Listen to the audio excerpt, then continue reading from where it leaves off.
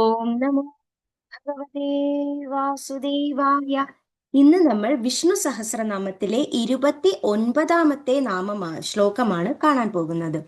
ഈ ശ്ലോകത്തിൽ 265ാമത്തെ നാമം മുതൽ 274ാമത്തെ നാമം വരെയാണ് പരാമർശിക്കുന്നത്. സുഭുജോ ദുർധരോ വാഗ്മി മഹേന്ദ്രോ വസുദോ വസുഹു നൈകരൂപോ ബൃഹദ്രൂപ ശിപിവിഷ്ട പ്രകാശനഃ. ഈ ശ്ലോകത്തിലെ നാമങ്ങൾ സുഭുജ, ദുർധര, വാഗ്മി, മഹേന്ദ്ര, വസുദ, വസു, നൈകരൂപ, ബൃഹത് രൂപ, വിഷ്ട, പ്രകാശന, ഇങ്ങനെ 10 നാമങ്ങളാണ് ഭഗവാന്റെ ഈ ശ്ലോകത്തിൽ പരാമർശിക്കുന്നത്. ആദ്യത്തെ നാമം സുഭുജ. ഭുജ എന്ന് പറഞ്ഞാൽ കൈ എന്നർത്ഥം. ഭുജഹ എന്ന് പറഞ്ഞാൽ 2 കൈകൾ എന്നർത്ഥം.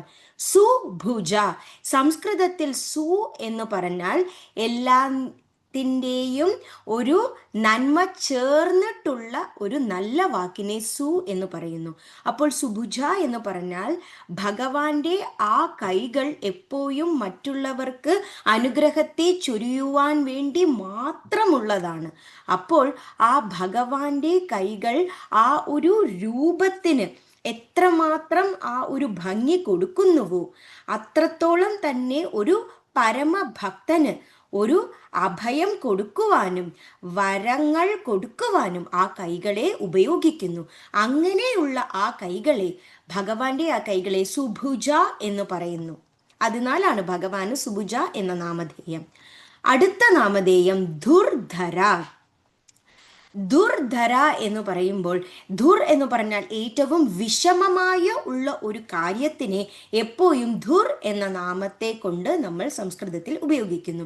ധര എന്ന് പറഞ്ഞാൽ ഏതൊരു കാര്യത്തെയും മനസ്സിനെ ദൃഢമായി കൊണ്ട് അതിനെ മുഴുമിക്കുവാൻ വേണ്ടി പ്രവർത്തിക്കുന്ന ഒരു ശക്തിയെ ധര എന്ന് പറയുന്നു. അപ്പോൾ നമ്മുടെ ഈ പ്രപഞ്ചത്തിലെ വലിയ വലിയ യോഗികൾ, അവർ എല്ലാത്തിൽ നിന്നും വിരക്തി കണ്ടുകൊണ്ട് ആ ഭഗവാനെ മാത്രം ധ്യാനിക്കുക എന്ന മഹായജ്ഞത്തിൽ പ്രവർത്തിക്കുന്നവരാണ്. അതിൽ നിന്നും ഏറ്റവും ഉത്തമമായ ഒരു ഉന്നതമായ സ്ഥാനത്തിരിക്കുന്ന ഭഗവാനെ ദുർധര എന്ന് പറയുന്നു. അതായത് ഏറ്റവും കഷ്ടമായ ഒരു പാതയിലൂടെ സഞ്ചരിച്ചു കൊണ്ട് മനസ്സിനെയും ജ്ഞാനത്തെയും ഒരുപോലെ ഭഗവാനിൽ ആരാണോ സമർപ്പിച്ചു കൊണ്ടിരിക്കുന്നത് അവരെ ദുർധര എന്ന് പറയുന്നു. അടുത്ത നാമധേയം വാഗ്മി എന്നാണ്. വാക് എന്ന് പറഞ്ഞാൽ വാക്കുകൾ എന്നർത്ഥം.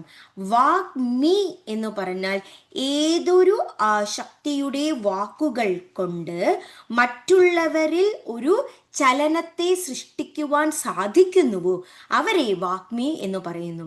അതായത് നമ്മുടെ ഇന്ദ്രിയങ്ങളെ എല്ലാം ഒരു വാക്ക് കൊണ്ട് മാറ്റുവാൻ സാധിക്കുകയാണെങ്കിൽ ആ ഒരു വാക്കിന് അത്രയും ശക്തിയുണ്ട്. അത് മാത്രമല്ല, ഈ പ്രപഞ്ചത്തിൽ തന്നെ നമുക്ക് നമ്മുടെ പ്രവൃത്തിയെയും നമ്മുടെ സൗന്ദര്യം എന്ന കാര്യത്തെ പൂർണ്ണമായി മാറ്റി എഴുതുവാനും നമ്മുടെ ഹൃദയത്തിന് നമ്മൾ ആദ്യം അംഗീകാരം കൊടുക്കുകയും ചെയ്യുന്ന ഒരു ജ്ഞാനത്തെ ഈ വാക്കുകൾ മൂലം നമുക്ക് സാധ്യമാണ്. അത് തന്നെയാണ് വേദങ്ങളിലും ഉപനിഷത്തുകളിലും ഭാഗവതത്തിലും വാക്കുകൾ കൊണ്ടാണ് നമ്മളെ ഭഗവാനിൽ അടുത്ത് സമീപിക്കുവാൻ സഹായിക്കുന്നത്. അതുപോലെ തന്നെ ഈ മായയുടെ പ്രഭാവത്തിൽ ഈ വാക്കുകൾ നമ്മൾ പ്രയോജനപ്പെടുത്തുന്ന രീതി തന്നെ മാറി മറിഞ്ഞു പോയിരിക്കുന്നു. അപ്പോൾ നമ്മുടെ പൂർവികമാരായ ഋഷിമാരും അതുപോലെ തന്നെ ഭഗവാനിൽ മാത്രം വിശ്വസിച്ചിരിക്കുന്ന ആ മഹത് വ്യക്തികളുടെയും വാക്കുകൾക്ക് അത്രയധികം മാഹാത്മ്യവും ശക്തിയുമുണ്ട്. അതിൽ നിന്നും ഏറ്റവും ഉന്നതമായ രീതിയിൽ ഇരിക്കുന്നതിനാൽ ഭഗവാന് വാഗ്മി എന്ന നാമധേയം. അടുത്ത നാമധേയം മഹേന്ദ്ര എന്നാണ്. ഇന്ദ്ര എന്ന് പറഞ്ഞാൽ ദേവന്മാരുടെ ഭഗവാൻ എന്നർത്ഥം.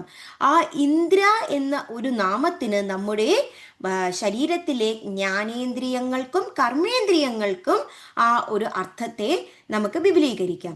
അപ്പോൾ മഹേ എന്ന് പറഞ്ഞാൽ ഈശ്വരൻ. അപ്പോൾ നമ്മുടെ എല്ലാം ഇന്ദ്രിയങ്ങൾക്ക് ഈശ്വരനായിട്ടുള്ള ഭഗവാനെ മഹേന്ദ്ര എന്ന് പറയുന്നു. അത് മാത്രവുമല്ല, ഈ ഇന്ദ്രിയം എന്ന് പറഞ്ഞാൽ കർമ്മേന്ദ്രിയവും ജ്ഞാനേന്ദ്രിയവും എന്നു മാത്രമല്ല മനസ്സും അതിൽ ഉൾക്കൊള്ളുന്നു. അപ്പോൾ ഇന്ദ്രിയാണാം രാജ എന്നാണ് ഭഗവാനെ പറയുന്നത്. അതായത് എല്ലാ ഇന്ദ്രിയങ്ങൾക്കും രാജാതിരാജനാണ് ഭഗവാൻ. നമ്മുടെ മനസ്സിനെ നിയന്ത്രിക്കുവാൻ സാധ്യമുള്ള ആ ഭഗവാനെ മഹേന്ദ്ര എന്ന് പറയുന്നു. അടുത്ത നാമധേയം വസുധ എന്നാണ്. വസു എന്ന് പറഞ്ഞാൽ ഈ ഭൂമിയിൽ ഉള്ള എല്ലാ സമ്പൽ സമൃദ്ധിയെ കുറിക്കുന്നു. വസുധ എന്ന് പറഞ്ഞാൽ ആരാണോ ഈ ഭൂമിയിലുള്ള എല്ലാ സമ്പൽ സമൃദ്ധിയെയും കൈകാര്യം ചെയ്യുന്നത് അവരെ വസുധ എന്ന് പറയുന്നു. ഈ സമ്പൽ സമൃദ്ധി എന്ന് പറയുന്നത് നമുക്ക് വസ്തുക്കൾ മാത്രമല്ല, നമ്മളുടെ മനസ്സിൻ്റെ അന്തരംഗത്തിലുള്ള ആ ഒരു ഗുണങ്ങളെയും കുറിക്കുന്നു. അതായത് എപ്പോഴാണോ നമ്മൾ മനസ്സുകൊണ്ടും ശരീരം കൊണ്ടും ആത്മാവ് കൊണ്ടും ഭഗവാനിൽ സമർപ്പിക്കുന്നത്, ആ സമയത്താണ് നമുക്ക് മനസ്സിലാവുന്നത് ഈ ഭൂമിയിൽ നിന്നും നമ്മൾ എപ്പോഴാണോ വിട്ടുപോകുന്നത് ആ സമയത്ത് ഈ വസ്തുക്കളെ ഒന്നും നമ്മൾ കൊണ്ടുപോകുന്നില്ല. നമ്മളുടെ പരമാത്മാവായ ആ മനസ്സിനെ, അത് മാത്രമാണ് ഈ ഭൂമിയിൽ നിന്ന് നമ്മൾ കൊണ്ടുപോകുന്നത്. മറ്റു ശരീരമെല്ലാം ഈ പഞ്ചഭൂതങ്ങളിൽ അലിഞ്ഞു ചേരുന്നു. കാരണം എവിടെ നിന്നും വരുന്നുവോ അവിടെ തന്നെയാണ് നമ്മൾ തിരിച്ചു പോകുന്നത്. അപ്പോൾ ഈ വസുധ എന്ന് പറഞ്ഞാൽ സാക്ഷാൽ മഹാവിഷ്ണുവിൻ്റെ ആ നാമമായി മാറുന്നു. അടുത്ത നാമധേയം വസു എന്നാണ്. വസു എന്ന് പറഞ്ഞാൽ ആ നാമത്തിന് 3 അർത്ഥങ്ങളാണുള്ളത്. ആദ്യത്തെ അർത്ഥം ധനത്തെ കുറിക്കുന്നു. ധനം എന്ന് പറയുമ്പോൾ നമ്മുടെ പണത്തെ മാത്രമല്ല, ഈ ജ്ഞാനമാകുന്ന ധനത്തെയും കുറിക്കുന്നു. നമ്മളുടെ ഓരോ മനുഷ്യരുടെയും സ്വഭാവത്തെ കുറിക്കുന്നു. നമ്മളുടെ ഓരോ മനുഷ്യരുടെയും പ്രവൃത്തിയെ കുറിക്കുന്നു. അതാണ് ആദ്യത്തെ അർത്ഥം. രണ്ടാമത്തെ അർത്ഥം എന്ന് പറഞ്ഞാൽ ആച്ഛാദന എന്ന് പറയുന്ന ആ മൂടി നിൽക്കുന്ന ആ ഒരു മായയെ കുറിക്കുന്നു. എപ്പോഴാണോ നമ്മൾ ഈ മായയെ തിരിച്ചറിയുന്നത് അപ്പോൾ നമുക്ക് മനസ്സിലാവും ഈ സത്യം എന്ന് പറയുന്നത് ഇപ്പോൾ നമ്മൾ കൺമുന്നിൽ കാണുന്നതൊന്നും തന്നെയല്ല, അത് അതിനും അതീതമായി നിൽക്കുന്ന ഒരു ഭഗവാൻ എന്ന ശക്തിയാണ്. ആ ശക്തിയാണ് നമ്മളെ നിയന്ത്രിച്ച് കൊണ്ടുപോകുന്നത്. ഒരിക്കലും ഒരു ജയമോ തോൽവിയോ നമ്മളെ ഒരു തരത്തിലും ബാധിക്കേണ്ടതില്ല. ഇന്ന് നമ്മൾ ജയമെന്ന് കരുതുന്നത് ഒരു 4 ദിവസത്തിനു ശേഷം നോക്കുമ്പോൾ അത് വളരെ ഒരു പ്രവൃത്തിയായി മാത്രമേ കാണുന്നുള്ളൂ. അത് നമ്മൾ എന്ത് ചെയ്തുവോ അതിനുള്ള ഫലമായി മാത്രമേ കാണുന്നുള്ളൂ. അതുപോലെ പരാജയം എന്ന് നമ്മൾ കരുതുന്നത് ഒരിക്കലും അത് ഒരു പരാജയമായി കാണേണ്ടതില്ല. ഒരു 4 വർഷത്തിന് ശേഷം നോക്കുമ്പോൾ അത് നമ്മളെ ബാധിക്കുന്നതേ ഇല്ല. നമ്മൾ അതിനും മീതെ നമ്മൾ അടുത്ത പ്രവൃത്തികളിൽ ഏർപ്പെട്ട് അതിലും ഉപരി നമ്മൾ മനസ്സുകൊണ്ടും ശരീരം കൊണ്ടും ഉയർന്നിരിക്കും. ആ ഒരു പരാജയം നമ്മളെ എങ്ങനെ ബാധിക്കാതെ നമ്മൾ കൊണ്ടുപോകുവാൻ വേണ്ടിയാണ് ഭഗവാൻ എന്ന ശക്തിയെ ഉപയോഗിക്കേണ്ടത്. അതുപോലെ മൂന്നാമത്തെ അർത്ഥം വസു എന്നാൽ ആദിത്യൻ എന്നാണ്. അതായത് നമ്മുടെ സൂര്യഭഗവാൻ. സൂര്യഭഗവാൻ എങ്ങനെയാണോ ഒരു ദിവസം ഈ പ്രപഞ്ചത്തിലുള്ള എല്ലാവർക്കും വെളിച്ചവും കൊടുക്കുന്നു, ഊഷ്മളതയും കൊടുക്കുന്നു, ആ സൂര്യഭഗവാനാണ് ഓരോ പ്രപഞ്ചത്തിലുള്ള വസ്തുക്കളെയും ചലിക്കുന്നതായിക്കോട്ടെ ചലിക്കാത്തതായിക്കോട്ടെ അവർക്ക് ഒരു ജീവിക്കുവാൻ വേണ്ടി വളരുവാൻ വേണ്ടിയുള്ള ആ ഒരു നന്മയെ കൊടുക്കുന്നു. അതായത് ഭക്ഷണം ഉണ്ടാക്കുവാൻ നമുക്ക് സൂര്യൻ്റെ ആവശ്യമുണ്ട്. അതുപോലെ തന്നെ നമ്മുടെ നിലനിൽപ്പിന് തന്നെ നമുക്ക് സൂര്യൻ്റെ ആവശ്യമുണ്ട്. ആ പ്രകാശം കൊണ്ട് തന്നെയാണ് നമ്മൾ ജീവിക്കുന്നത്. അപ്പോൾ ഒരു പ്രപഞ്ചത്തെ എങ്ങനെയാണോ വെളിച്ചത്തിലേക്ക് കൊണ്ടുവരുന്നത് ആ ഒരു സൂര്യൻ, അതുപോലെ തന്നെയാണ് ഭഗവാൻ നമ്മുടെ ഓരോ ഇരുട്ടിൽ നിന്നും നമ്മളെ വലിച്ചിയച്ചു വെളിച്ചത്തിലേക്ക് കൊണ്ടുവരുന്നു. അതിനാൽ നമ്മളുടെ എല്ലാം ഈ കണ്ണ് മൂടിയിരിക്കുന്ന ആ ഒരു ഇരുട്ടിൽ നിന്നും കൺ തുറന്ന് നമ്മൾ പൂർണ്ണമായും ആ ഒരു ഭഗവാനിൽ വിശ്വസിക്കുകയാണെങ്കിൽ ഒരു പരാജയവും നമ്മളെ ബാധിക്കുകയില്ല. അതുപോലെ തന്നെ ഭഗവാനെ വസതി ഇതി എന്നാണ് പറയുന്നത്. അതായത് ഈ നമുക്ക് ഈ ജീവിക്കുവാൻ വേണ്ടിയുള്ള ഈ പ്രപഞ്ചത്തെ മൊത്തം മൊത്തം ഭഗവാനാണ് നമുക്ക് തന്നിരിക്കുന്നത്. അതിനാലാണ് ഭഗവാനെ വാസയതേ ഇതി എന്നും പറയുന്നു. അതായത് ഈ മരങ്ങളാകട്ടെ, മൃഗങ്ങളാകട്ടെ, പക്ഷികളാകട്ടെ, മനുഷ്യരാകട്ടെ, ഇവർക്കുമെല്ലാം സഞ്ചരിക്കുവാനും ഭഗവാൻ നമുക്ക് ഭൂമിയെ തന്നിട്ടുണ്ട്. ആ ഭൂമിയെ നമ്മൾ എങ്ങനെ ബഹുമാനിക്കുന്നു, അതിനാലാണ് നമുക്ക് അതിൽ നിന്നും സുഖഭോഗങ്ങൾ ലഭിക്കുന്നത്. അത് തന്നെയാണ് നമുക്ക് ഗീതയും ഉപനിഷത്തുകളും പറയുന്നത്. അതായത് ഈശ്വരൻ എന്ന് പറഞ്ഞാൽ പവിത്രമായിട്ടുള്ള ഏതൊരു വസ്തുവിനെയും ആ ഒരു വസ്തുവിൽ ഭഗവാൻ പൂർണ്ണമായി നിലകൊള്ളുന്നു. നമ്മുടെ മനസ്സ് എപ്പോഴാണോ പൂർണ്ണമായി ഭഗവാനിൽ ലയിക്കുന്നത്, ആ സമയത്താണ് നമ്മൾ ഈശ്വരനായി മാറുന്നത്. അതിനാലാണ് ഭഗവാന് വസു എന്ന നാമധേയം. അടുത്ത നാമധേയം നൈക്യരൂപ എന്നാണ്. അതായത് രൂപം എന്ന് പറഞ്ഞാൽ പല രീതിയിലുള്ള ആ ഭാവവും രൂപവും കൊണ്ട് ഭഗവാൻ അവതാരങ്ങളെ എടുക്കുന്നു. അപ്പോൾ നൈകരൂപ എന്ന് പറയുമ്പോൾ നമ്മൾ എപ്പോഴും ഒരു ജാഗ്രതയിലാണ് നിൽക്കുന്നത്. അതായത് നമുക്ക് എല്ലാം നടക്കുന്നത് അറിയാം, നമുക്ക് എല്ലാം മനസ്സിലാകുന്നുണ്ട്, എന്നാൽ നമ്മൾ പ്രവർത്തിക്കുന്നുണ്ടോ? ഇല്ല. അതാണ് ജാഗ്രത എന്ന അവസ്ഥ. അടുത്തത് സ്വപ്നം എന്ന അവസ്ഥ. സ്വപ്നം എന്ന് പറഞ്ഞാൽ നമ്മൾ പ്രവർത്തിക്കുവാൻ തയ്യാറാകുന്ന ഒരു അവസ്ഥ. നമുക്ക് മനസ്സുകൊണ്ടും നമ്മുടെ ശരീരം കൊണ്ടും പൂർണ്ണമായി തയ്യാറായി നിൽക്കുന്ന അവസ്ഥയെ സ്വപ്നം എന്ന് പറയുന്നു. അതായത് സുഷുപ്തി എന്ന മൂന്നാമത്തെ അവസ്ഥയിലാണ് നമ്മൾ ദൈവീക അനുഗ്രഹത്തെ കൊണ്ട് നമ്മൾ ഈശ്വരത്വം കൈവന്ന ഒരവസ്ഥ. അതായത് നമ്മൾ പറയുന്നതെന്തും സാധ്യമാകുന്ന അവസ്ഥ, നമ്മൾ പ്രവർത്തിക്കുന്നതെന്തും ശരിയായി മാത്രം മാറുന്ന അവസ്ഥ. ആ ഒരു അവസ്ഥയെ ഭഗവാന്റെ നൈകരൂപ എന്ന് പറയുന്നു. അപ്പോൾ നമ്മളാൽ ഒരു ആൾക്ക് ഒരു നല്ലത് സംഭവിക്കും എന്ന് വരുന്ന ആ ഒരു അവസ്ഥയെ പ്രാപിക്കുവാൻ വേണ്ടിയാണ് ഭഗവാൻ നമ്മളെ അനുഗ്രഹിക്കുന്നത്. ഈ വേദങ്ങളും ഉപനിഷത്തുകളും ഭാഗവതവും ഒക്കെ നമുക്കതാണ് പറഞ്ഞു തരുന്നത്. അപ്പോൾ അതിൽ ഉന്നതിയിൽ നിൽക്കുന്ന ഭഗവാന് നൈകരൂപ എന്ന ഒരു നാമധേയമുണ്ട്. എല്ലാം നമ്മുടെ ഒരു അനുഭവത്തിലൂടെ മാത്രമേ നമ്മൾ അത് മനസ്സിൽ കൊണ്ടുപോകാറുള്ളൂ.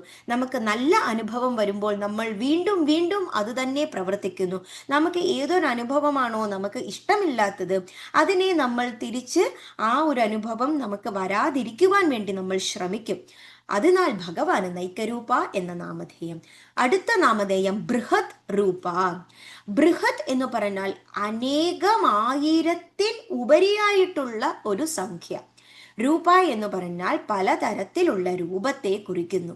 അപ്പോൾ ഭഗവാൻ ഈ ഒരു പ്രപഞ്ചത്തിൽ നമുക്കറിയാവുന്ന ദശാവതാരവും അത് കവിഞ്ഞുള്ള കുറെ അവതാരങ്ങൾക്കും മീതെ അതിനുമുപരി അനേകം അവതാരങ്ങൾ എടുക്കുന്നു. ഓരോ ഉദാഹരണത്തിന് നമ്മുടെ മുന്നിൽ ഒരാളെ കാണുമ്പോൾ അത് ഭഗവാന്റെ ഒരു അവതാരമായി കാണുകയാണെങ്കിൽ അവരിന്മേൽ നമുക്ക് ഒരു ദേഷ്യമോ ഒരു അസൂയയോ ഒരു അമർഷമോ നമ്മൾക്ക് സംഭവിക്കുന്നില്ല. അവർ പറയുന്നത് അവരുടെ അവസ്ഥയെ കുറിക്കുന്നു. അപ്പോൾ നമ്മൾ ഭഗവാനെ ഒരു ഋഷിയായി കാണുമ്പോൾ ഭഗവാനെ ആ ഒരു സംഖ്യയിൽ ഒതുക്കാൻ സാധ്യമല്ല. അതിനാലാണ് ഭഗവാനെ പ്രപഞ്ചത്തിൽ ഇങ്ങനെ പറയുന്നു, അത്യാതിഷ്ഠത് ദശാങ്കുലം. അതായത് ഭഗവാൻ 10 സംഖ്യകൾ ഉണ്ടെങ്കിൽ അതിനും മീതെ ഉള്ള ഒരു സംഖ്യയായിട്ടാണ് അവതാരങ്ങൾ എടുക്കുന്നത്. അത് നമുക്ക് പകുതിയും അറിയാത്ത അവതാരങ്ങളാണ്. അതിനാൽ നമ്മൾ മറ്റുള്ളവരെ എത്രത്തോളം ബഹുമാനം കൊടുക്കുന്നുവോ ആ ഒരു ബഹുമാനം നമുക്ക് വേറെ രീതിയിൽ തിരിച്ചു കിട്ടുക തന്നെ ചെയ്യും. അതിനാൽ ഭഗവാനെ എപ്പോഴും നമ്മൾ ബഹുമാനിക്കുന്നത് പോലെ തന്നെ സഹജീവികളെയും നമ്മൾ ബഹുമാനിക്കുവാൻ ശ്രമിക്കണം. ഭഗവാന്റെ അടുത്ത നാമധേയം ക്ഷിപി വിഷ്ട. ക്ഷിപി എന്ന് പറഞ്ഞാൽ ഒരു എങ്ങനെയാണോ ഒരു പശു ഒരു ഭഗവാന് വേണ്ടി യജ്ഞത്തിന് വേണ്ടി നമ്മൾ ഉപയോഗിക്കുന്നത്, അതുപോലെ തന്നെയാണ് നമ്മുടെ ജീവിതവും. നമ്മൾ ഈ ജീവിതത്തെ ഭഗവാന്റെ ഒരു നിധിയായി കരുതണം. നമ്മളൊരു യജ്ഞത്തിൽ ഇറങ്ങിയിരിക്കുന്നു, ആ യജ്ഞം എന്തെന്ന് നമ്മൾ തിരിച്ചറിയണം. അതല്ലാതെ നമ്മുടെ ബുദ്ധിയെല്ലാം വേറെ രീതിയിൽ പോകുമ്പോൾ അതിൽ നിന്നും തിരിച്ചു കൊണ്ടുവന്ന് എങ്ങനെയാണോ ഒരു ദാഹിക്കുമ്പോൾ നമ്മൾ ജലത്തെ പാനം ചെയ്യുന്നത്, അതുപോലെ തന്നെയാണ് നമുക്ക് ഈ യജ്ഞത്തിൽ എന്താണ് ആവശ്യം എന്നുള്ള ഒരു ചിന്ത നമുക്ക് എപ്പോഴും മനസ്സിൽ ഉണ്ടാവുക തന്നെ ചെയ്യണം. അപ്പോഴാണ് നമ്മുടെ ഈ ജന്മത്തിന് പൂർണ്ണത ലഭിക്കുന്നത്. അതുപോലെ തന്നെയാണ് സൂര്യന്റെ രശ്മികൾ, അത് ഒരിടത്ത് മാത്രമല്ല, ഈ പ്രപഞ്ചത്തിൽ മുഴുവനുമായിട്ടാണ് അത് പരന്നിരിക്കുന്നത്. അപ്പോൾ നമ്മുടെ ഈ ചിന്തയും ഒരേ ഒരിടത്തിൽ കേന്ദ്രീകരിക്കാതെ പ്രപഞ്ചത്തിന് ചുറ്റും നമുക്ക് പോവുകയാണെങ്കിൽ നമുക്കപ്പോൾ മനസ്സിലാകും നമ്മുടെ സാക്ഷാത്കാരം എങ്ങനെയാണ് ലഭിക്കേണ്ടതെന്നും. അത് തന്നെയാണ് ഭഗവത്ഗീതയിൽ ഭഗവാൻ അർജുനനോട് പറയുന്നത്. അതായത് ഈ വെളിച്ചവും ഈ ഒരു ശക്തിയും ഈ ചുറുചുറുപ്പും എല്ലാം സൂര്യനായാലും ചന്ദ്രനായാലും എങ്ങനെയാണോ പ്രപഞ്ചത്തിന് കൊടുക്കുന്നത്, അതുപോലെ ഓരോ മനുഷ്യനും വിചാരിക്കുകയാണെങ്കിൽ ഈ പ്രപഞ്ചം മുഴുവനും ഒരു സ്വർഗമായി മാറുന്നു. അടുത്ത നാമധേയം, അതായത് ഈ ശ്ലോകത്തിലെ അവസാനത്തെ നാമധേയമാണ് പ്രകാശന. പ്രകാശം എന്നാൽ വെളിച്ചം എന്നർത്ഥം. പ്രകാശന എന്ന് പറഞ്ഞാൽ ഏതൊരു ശക്തിയാണോ മറ്റുള്ളവർക്ക് വെളിച്ചത്തെ കൊടുക്കുന്നത്, ആ ഒരു ശക്തിയെ പ്രകാശന എന്ന് പറയുന്നു.